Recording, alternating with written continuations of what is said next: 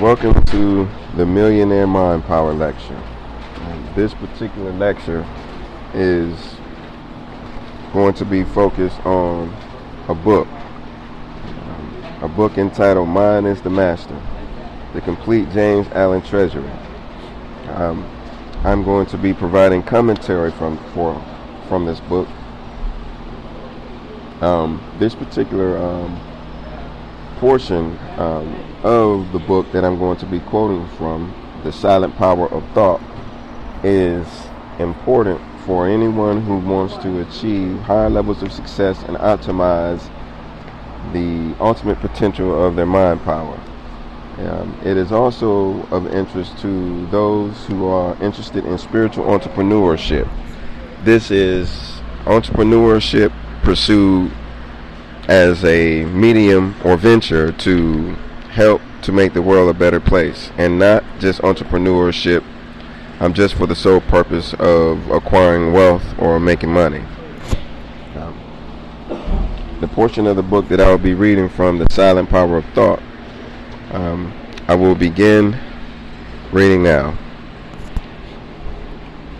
Whatever your position in life may be, before you can hope to enter into any measure of success, usefulness, and power, you must learn how to focus your thought forces by cultivating calmness and repose. It may be that you are a businessman and you are suddenly confronted with some overwhelming difficulty or probable disaster.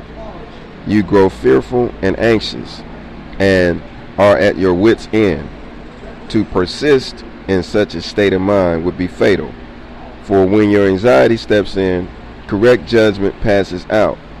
Now, if you will take advantage of a quiet hour or two in the early morning or at night and go away to some solitary spot or to some room in your house where you know you will be absolutely free from intrusion, and having seated yourself in an easy attitude, you forcibly direct your mind right away from the object of anxiety by dwelling upon something in your life that is pleasing and bliss-giving. A calm, reposeful strength will gradually steal into your mind, and your anxiety will pass away. The most important element of what was just read is the technique that it describes. Of course, this is relevant to the supramental techniques that I have been discussing throughout this particular lecture. The technique that it describes about taking a quiet hour or two in the early morning or at night and go away to a solitary spot. This is very important. It is very important because this permits the mind to optimize. This permits the mind to flow freely in a positive direction. When you are plagued with anxiety or frustration, it actually could interfere with analytical, logical thoughts that actually could be the answer to your problems. Also, this particular method could also help enhance the power of creativity. I'm going to continue to read from this particular section. When this is fully accomplished, referring to going to a quiet place and relaxing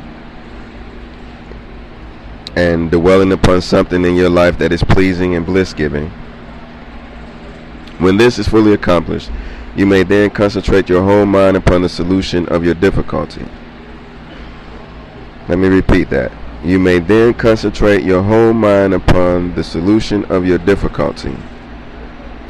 And what was intricate and insurmountable to you in your hour of anxiety will be made plain and easy, and you will see with that clear vision and perfect judgment which belong only to a calm and untroubled mind, the right course to pursue, and the proper end to be brought about. Now, the most important element to keep in mind and recall here is that concentrate your whole mind upon the solution of your difficulty, the solution. As I mentioned in the previous Millionaire Mind Power lecture, I mentioned that the technique of basically knowing that you have the solution and thinking in your mind immediately when there's a difficulty that you have the solution and that you just have to find it. You are to think as if you have the solution and you are just waiting for the solution to surface to the forefront of your consciousness. Now, this is also a supermental technique. Okay, now I'm going to continue to read from Mind is the Master and provide commentary, educational commentary. It may be that you will have to try day after day before you will be able to perfectly calm your mind, but if you persevere, you will certainly accomplish it. And the course which is presented to you in that hour of calmness must be carried out. And the course which is presented to you in that hour of calmness must be carried out. Basically stating that when your mind is clear, the thoughts and quality of the thoughts are accurate. They are correct. These thoughts must be valued. When you are frustrated and agitated, the quality of the thoughts are poor and usually leads to poor results.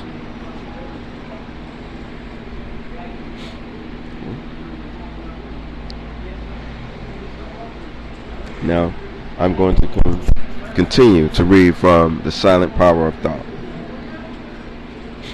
Doubtlessness, when you are again involved in the business of the day and worries again creep in and begin to dominate you, you will begin to think that the course is a wrong or foolish one, but do not heed such suggestions. Be guided absolutely and entirely by the vision of calmness, and not by the shadows of anxiety. The commentary here is that anytime you start to have doubts, after you have calmed your mind, however you choose, or whatever technique you choose to utilize, whether it's prayer or whether it's techniques that we have mentioned in these lectures, or the technique that I have just mentioned, and the technique that was advised by the Mind is the Master.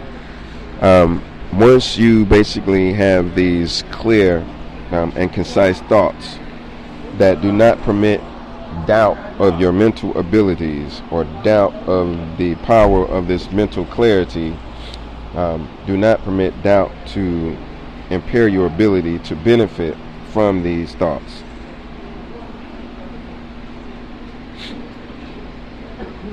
And now I'm going to repeat a particular portion of The Silent Power of Thought. Be guided absolutely and entirely by the vision of calmness. Be guided absolutely and entirely by the vision of calmness. Be guided absolutely and entirely by the vision of calmness. Be guided absolutely and entirely by the vision of calmness. Be guided absolutely and entirely by the vision of calmness, and not by the shadows of anxiety. The hour of calmness is the hour of illumination and correct judgment. I'm going to repeat that again. The hour of calmness is the hour of illumination and correct judgment. By such a course of mental discipline, the scattered thought forces are reunited and directed, like the rays of the searchlight upon the problem at issue, with the result that it gives way before them.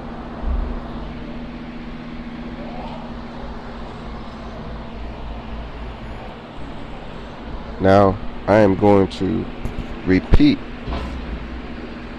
that section again. By the hour of calmness is the hour of illumination and correct judgment. By such a course of mental discipline, the scattered thought forces are reunited and directed like the rays of the searchlight upon the problem at issue, with the result that it gives way before them. Now, what this is particularly conveying is that calmness provides you with the ability to permit your mind to assess all thoughts, all of the options, all of the energies and concerns, and integrate them into one whole so that you can see them clearly. Now, I'm going to continue to read from the silent power of thought. There is no difficulty, however great, but will yield before a calm and powerful concentration of thought. I'm going to repeat that. There is no difficulty, however great, but will yield before a calm and powerful concentration of thought. Now, this is referring to a super mental technique, and this particular technique focuses on simply just remaining calm. Calmness ultimately is complete confidence in one. When one isn't calm and one is frustrated and plagued with anxiety, one does not have confidence in their own mental abilities. I will conclude this particular lecture, and we will revisit this particular issue in another lecture entitled "Activating the Powers of Your Mind."